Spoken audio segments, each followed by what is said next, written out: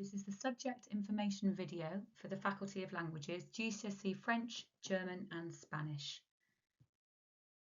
The course qualification we study is AQA GCSE, and this is for French, German and Spanish.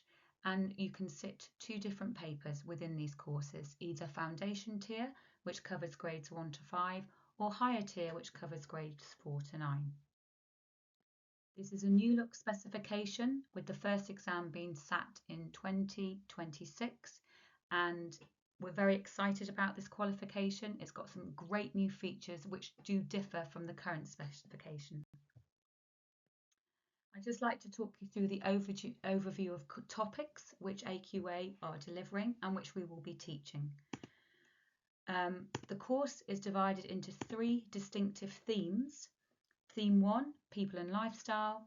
Theme 2, Popular Culture. Theme 3, Communication and the World Around Us.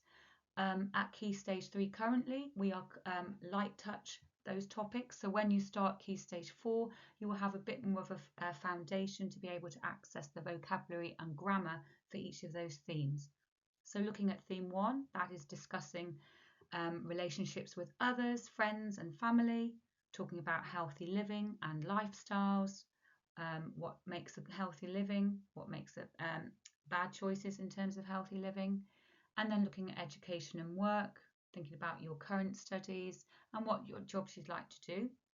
Theme 2 is popular culture, so looking at free time activities, customs and festivals and celebrations in either France, Germany or Spain, and celebrity culture. And finally, communication and the world around us, so travel and tourism, holidays, popular destinations, places of interest in those destinations, talking about media and technology, the advantages and disadvantages of social media and the internet, and finally the environment and where people live, so thinking about describing your hometown, what's good, what's bad for tourists, and the environment, what are the issues, what can be done to improve the environment. Theme 1 and Theme 2 will be covered in Year 10, and Theme 3 will be covered at the beginning of Year 11. And underpinning that will be regular vocab learning and the development of the grammar that you need to access the different grades at the different tiers, both foundation and higher. So what does assessment look like for this new qualification at the end of your 2-year course? So you will start in Year 10, and at the end of Year 11, you will have your assessment. Assessment is split into 4 categories. That's reading, listening, writing and speaking, and each of those skills are equally weighted at 25%. The assessments are very similar at higher and foundation tier. What's new for this specification is that in your listening exam, you will complete a dictation task whereby you will listen to sentences and you will copy those sentences in either French, German or Spanish. Students have had experience of this already at Key Stage 3, and that's why it's so important to keep practicing your phonics as we go through GCSE. Also, as part of your speaking exam now, you have a read aloud task where you will have to read aloud some sentences in French, German and Spanish, and you will be marked on how well you pronounce those sentences using your knowledge of that language phonics. Very similar for higher and foundation. Just a slight change at foundation now for the writing is that you will have a grammar gap fill where you have to choose the correct grammatical word to complete a sentence.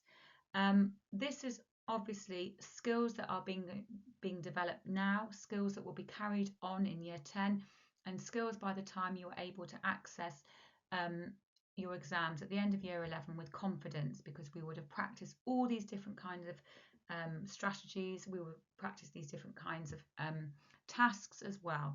So it is the exam itself is consistently building on those skills, that grammar knowledge and that vocabulary development.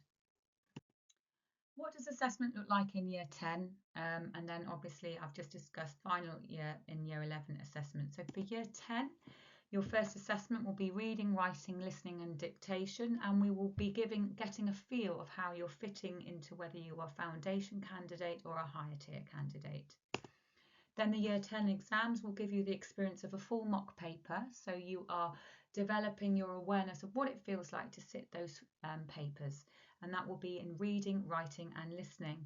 But also at the end of Year 10 in Term 6 we will be doing a speaking assessment to get you more familiar with the speaking style questions that are expected of you at the end of Year 11. So tasks such as reading aloud in the foreign language, describing a photo and role plays.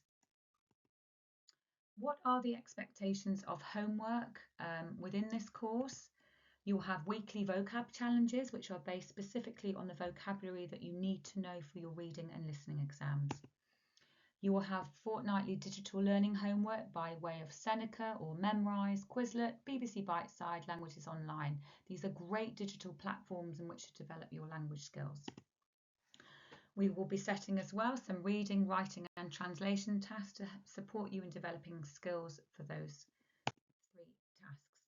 And where can you actually get support for this course if needed? Obviously, look at your digital platforms, do extra on them to cover the content. We will develop a speaking and writing booklet which will support you to develop your confidence in speaking and writing by the end of Year 11. We have a foreign languages assistant who can come in and support in class with speaking practice, with small group speaking practice. We also have lots of revision resources in the MFL office, both paper and digital. And there are exam practice workbooks and revision guides which you will be able to have access to. And the MFL Cotton website has lots of resources and guidance, but not forgetting always check in with your teacher if you are unsure of anything, and also check in with the head of languages. Thank you very much for your time. Danke, merci, gracias. If you have any questions, please come and find us in the languages office. Thank you very much.